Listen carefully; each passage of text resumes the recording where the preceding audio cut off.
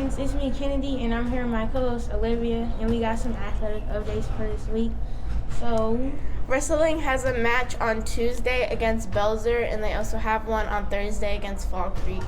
in girls basketball, they have a basketball game against Greenfield Tuesday.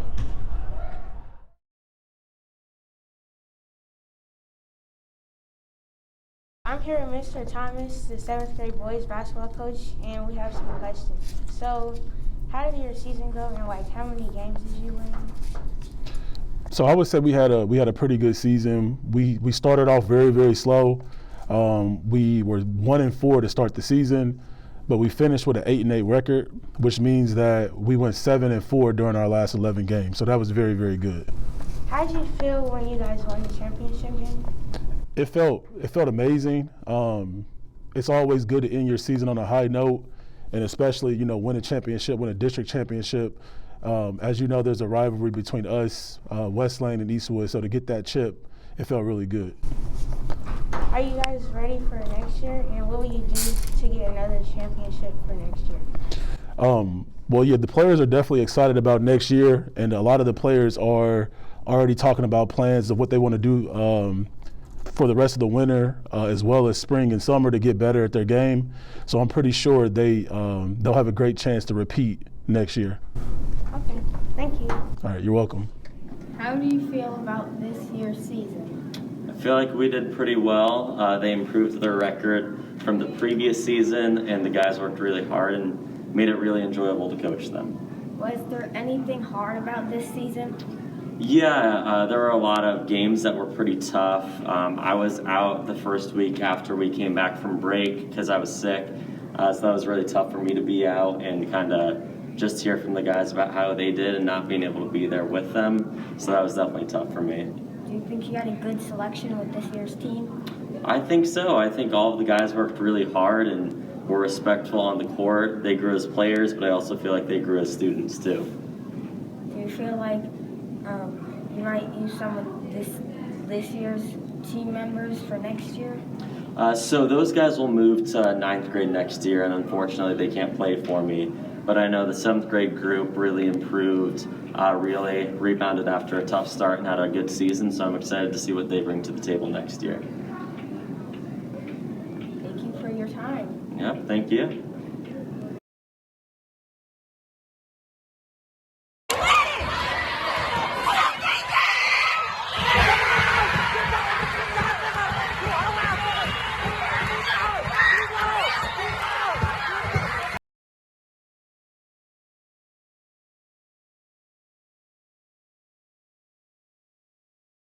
High AA competition is from Northview Middle School and is coached by Cindy Eva. Are the judges ready? Northview Middle School, are you ready? Northview Middle School, you may take the floor in junior high AA pong competition.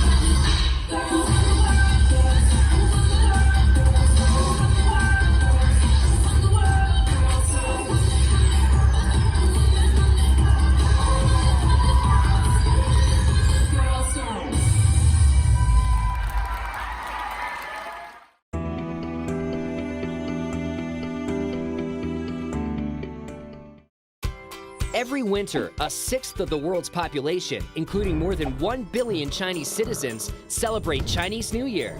The 15-day festival, also known as Lunar New Year or the Spring Festival, kicks off on the second new moon after the winter solstice, or according to the Gregorian calendar, in use since the 16th century, sometime between January 21st and February 19th. But Chinese New Year goes back a lot further than the 16th century.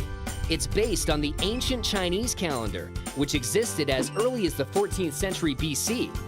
Even though China adopted the Western calendar in 1912 and began marking January 1st as the official start of the year, Chinese New Year remains the country's most important social and economic holiday. Over the centuries, holiday festivities have spread far beyond China and now take place all over the world. In fact, the biggest celebration outside of China takes place in the United States, San Francisco to be exact. Ever since the gold rush in the 1840s and 50s brought an influx of Chinese immigrant workers to Northern California, the city has held a massive parade for Chinese New Year. According to Chinese tradition, each year is named for one of the 12 animals associated with the Chinese zodiac. Two of those animals, the dragon and the rabbit, are particularly important to Chinese New Year. You'll see dragons everywhere because the Chinese are said to have descended from the mythical creature.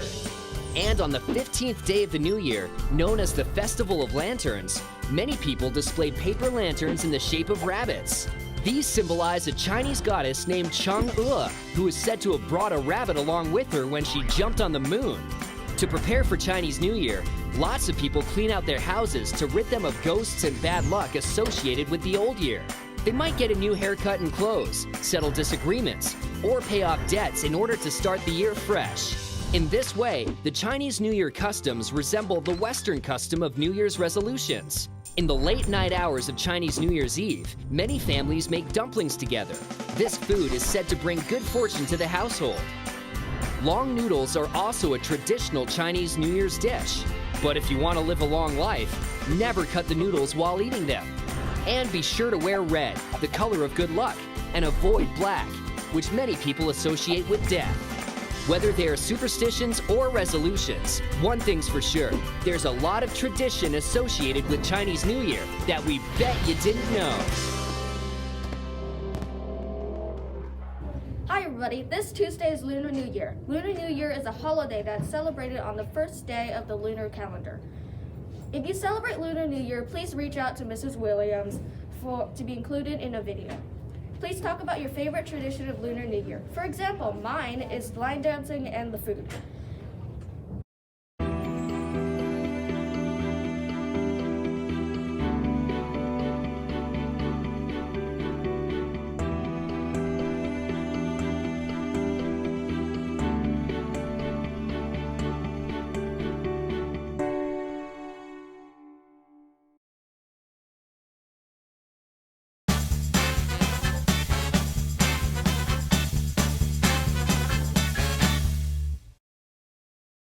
Before the Civil War, educational opportunities for free black children, particularly in higher education, were quite limited, even in the North. Some students, however, managed to leap over the hurdles standing in their way.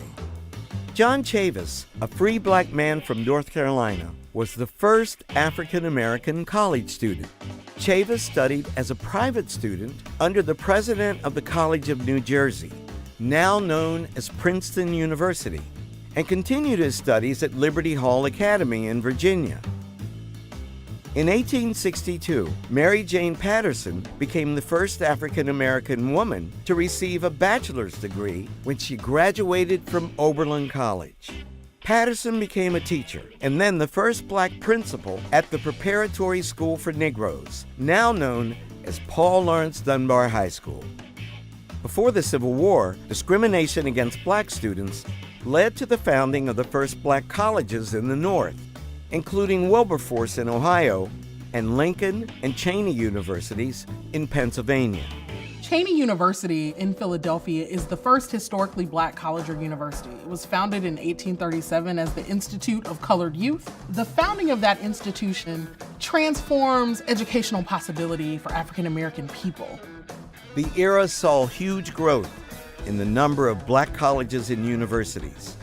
from Howard and Fisk to Hampton and Tuskegee.